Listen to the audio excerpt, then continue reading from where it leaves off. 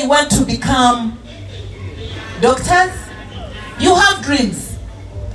But you are going to be woken up from your dream by bad influence. And it will be shattered. So I want to appeal to you. Be careful with those who misguide you.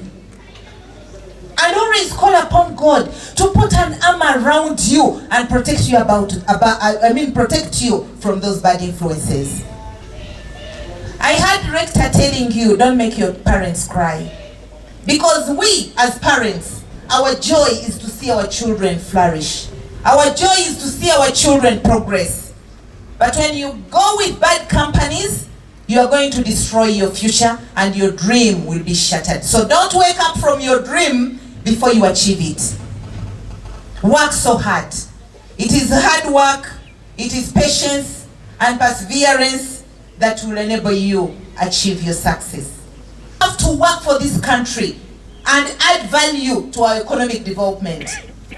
So I want to plead with you, I want to beg you that even as you complete your education, make sure, because His Excellency the President, whom I want to thank so much for liberalizing education, I want us to clap for His Excellency the President Yoweri Kaguta Museveni.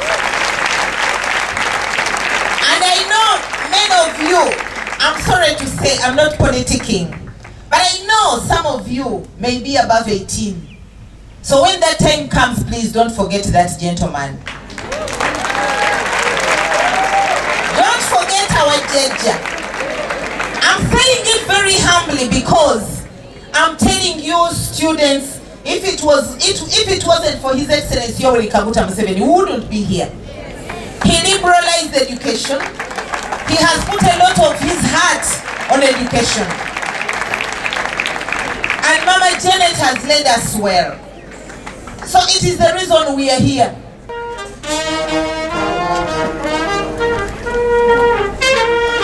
You can now have your seats.